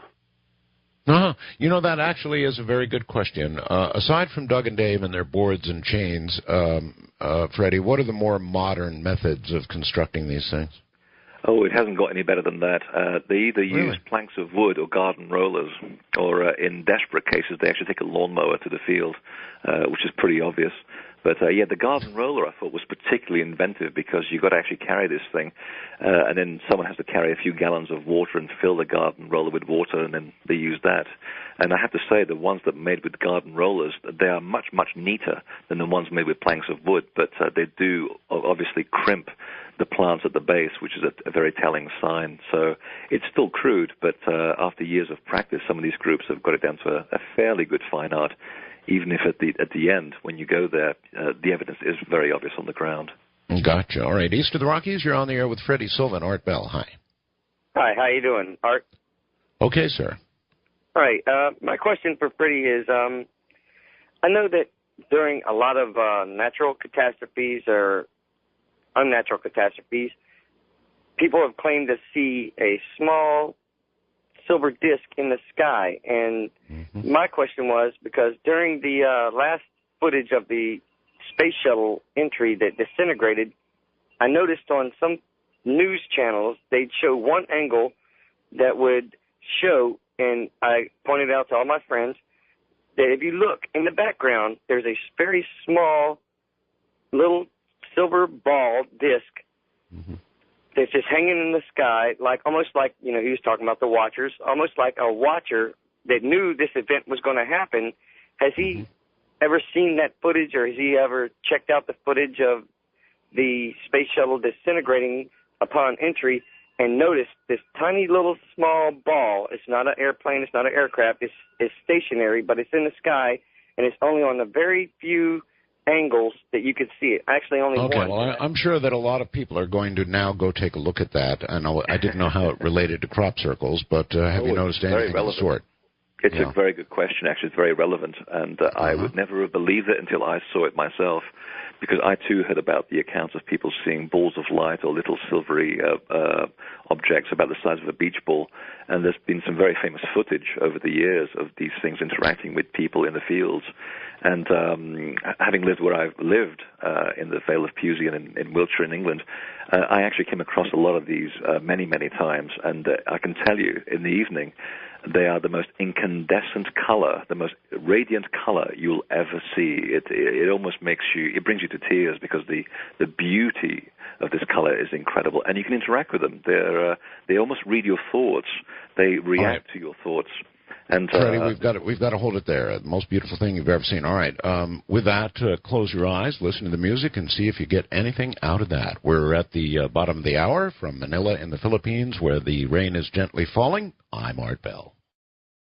Indeed, secrets in the fields, the science and mysticism of crop circles. My guest is Freddie Silva, and if you'd like to get hold of his book as well as a DVD, there's a better deal than going, I guess, to Amazon, and that would be obtained on his website at www.cropcirclesecrets.org. That's cropcirclesecrets.org. In a moment, we'll get right back to Freddie Silva.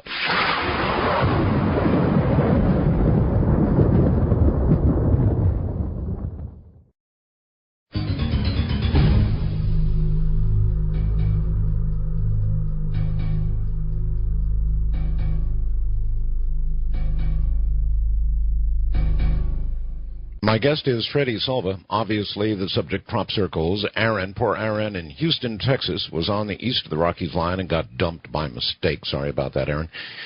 He says, when I got disconnected, I was about to ask Freddie if crop circles are a way to bypass government suppression of information to the general public. Freddie? Ooh, a good question. I guess yes, because they're revealing all kinds of esoteric information, which is not just bypassing governmental stuff. It's also bypassing about 2,000 years of religious indoctrination in the West, namely the rise of the Roman Catholic Church, and you can read into that all kinds of things. So yes, it's the rise of ancient information which has been going on for thousands and thousands of years in the human race. It's universal knowledge, which is again coming to the fore. So I would say yes, it's bypassing the control mechanisms, and part of the reason that the Watchers were laying down this information, going back to what I was saying about the helping to raise human consciousness, was that we are coming to the end of a 4,000-year experiment in human consciousness, where we decided to give our power away from the many to the few. And it's part of an experiment whose time has come and gone, and that's the good news. So we're in this age now, we're reaching the final stages of this evolutionary movement, where the powers that be are losing that grip, and in order to lose that grip, people are being fed this incredible universal library of information, which is helping to wake up the human race. So things are much, much better than we're led to believe, yes. All right, let's go to the first-time caller line from Hawaii. You're on there with Freddie Silva and Art Bell. Hi. How's it, gentlemen? Good to talk to you. Freddie, I have a couple questions for you, sir, please. First, how old or what's the earliest in history that crop circles are noted? I think the earliest evidence that I have that I can say hand on heart is a pretty good indication that we're dealing with the same phenomenon is 1682, and it's actually written to a large degree, including diagrams of squares within circles found in tall pasture in the county of Staffordshire in England. And it was written by no less than the director of the Ashmolean Museum in Oxford, which is a pretty good seat of learning. And he does describe in very good detail the same ground features and plant features that we find today. There's also mention of circles and witches' rings found in the doctrines of John Wayland, who was Henry VIII's chronicler in the 1500s, and he talks about the origin of Morris dancing and the patterns of the dancers, and it was said that the dancers get the geometric patterns for the dancers from the geometric shapes that they find in the tall grass at the first thing in the morning. So the phenomenon's quite old. Right, I could see that. I could see it being old. The second question, sir, thanks, is in the ones that you have determined personally to not be man-made, do you ever discover any mistakes or irregularities among the geometry? Okay, that is very interesting. Or are they absolutely perfect? Actually, no, they're not totally perfect. In fact, the genuine circles are never true circles. They're always slightly elliptical, which poses a real problem for hoaxers, because you need to put a stake in the middle of the ground and draw a line, a radius, to which to get a perfect circle. The problem is that with the genuine circles, the center is always off-center, and the actual circle is slightly elliptical. And just like a Greek column on a temple, the further away you look from it, the more circular it becomes. In terms of mistakes, I wouldn't call them mistakes, but there's always one element inside the genuine ones, and I'll use the Barbary Castle tetrahedron as the most famous example of this, where one of the actual arms of the tetrahedron that subtends all the circles and rings of this design is slightly bent, to which all the naysayers were saying, well, obviously it's man-made, they made an error. Well, going back to the work of Colette Dowell and Percy and Myers, they actually took the ground surveys, which at the time were being done meticulously by a man called John Langrish, and they discovered that mistake actually revealed a strategic angle of energy upwelling. And what I mean by that... I don't know if you ought to be giving all this away. You may be telling the hoaxers how to do it better. Oh, I'll tell you, since my book came out, their work went up incredibly. I mean, they tried to use all this stuff in my book. They weren't getting it quite right, but you could tell that they tried using it against us. So it's a double-edged sword. But, like the police, you better hold a few things back. Wildcard line, you're on there with Freddie Silva and Art Bell. Hi. Oh, hi, Art. Hey, Freddie. This is Jeremy calling from Brooklyn. It's a fantastic show tonight. Thank you. I just have a quick question, and I'll get off the air after I'm done. You had mentioned a tribe in South Africa who had known about these formations for like thousands of years. Do they have any method of translating them? And if they do, or if they don't, either way, is there any chance of getting together with them to try to decipher these messages from the circles? Okay. Okay. The information came from a renowned historian in South Africa called Credo Mutwa, who wrote it in a book called Isawil, which means the animal. It's very, very hard to get your hands on it.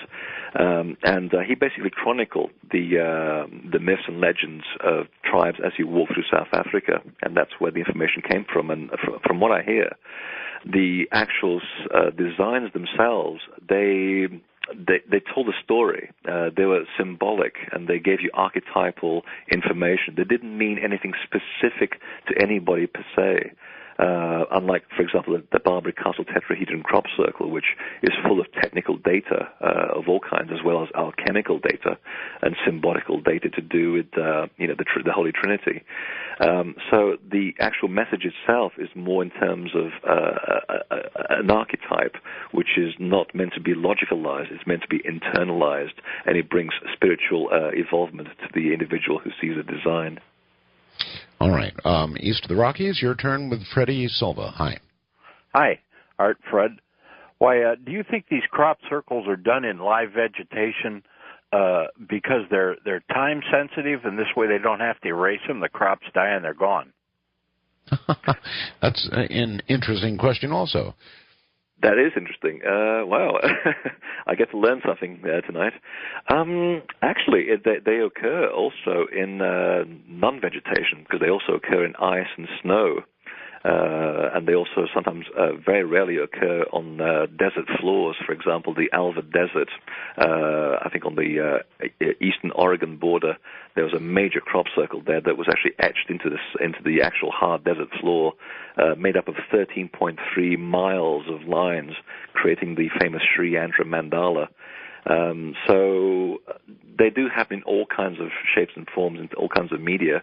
But I think one of the reasons why they also occur primarily in wheat and barley is because wheat is also the symbol of the fertile mother. It's the symbol of Ceres, the Earth Mother herself. So in a way, it's also symbolic that it happens in that particular medium, and the fact that it also imprints the energy into the seeds, and those seeds are going into the food stuff, in other words, into bread, and we're actually eating and ingesting the seeds of the energy of the crop circles as we're actually doing it. So it's actually a very cunning plan. Freddie, have you been able to validate or say that any of the crop circles that have, well, I shouldn't have said crop circles, any of the circles that have appeared outside of crop formations have been valid, for example, on ice or even on dirt or anywhere else? The ones on ice are not to my knowledge. I don't think anybody's been able to actually take any samples or collect evidence to support the theory. They're just, at the moment, an anomaly. There was one case actually not far from me in Cape Elizabeth in Maine back in '97 where someone called me and they said there's a crop circle here in the snow. So I lived locally, so I just drove up here.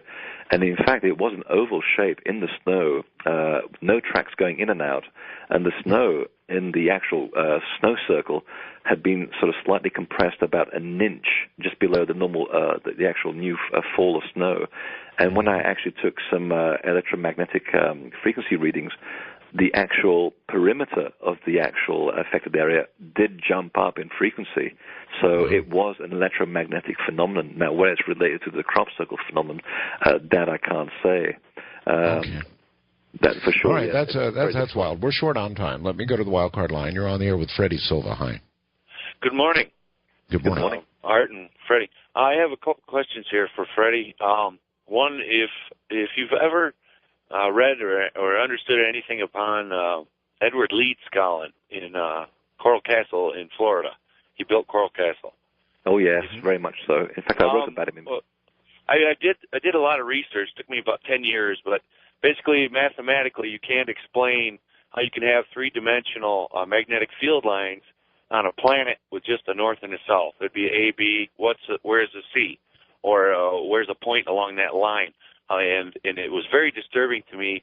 And I'm wondering if these circles happen to show up on basically where one of these lines come out of the planet. Like, say, okay, birds and animals are supposed to be able to see, and science has proven that they can see the magnetic disturbances of the magnetic field lines of the planet. Well, science, I think, has proven that the birds follow the magnetic lines, but I don't know that they see them. Well, they're supposed to be able to, like, you know how they if something's going to happen, they fear it and they run from it, like a magnetic disturbance. So my question is, do these crop circles like land, or not land, but do they happen in general areas of, you know, where the strength is more, or sort of like mathematical? I don't know where it all comes together. Okay. In other words, do these crop circles show up where there's a stronger magnetic influence on the Earth? They, without exception, all the genuine crop circles always appear at the crossroads of magnetic lines of energy. It's the same lines that are shared, are the same nodes that are shared by all the sacred sites in the world, like the pyramids, Stonehenge, Avery Stone Circle, Standing Stones, the Ohio Serpent Mound.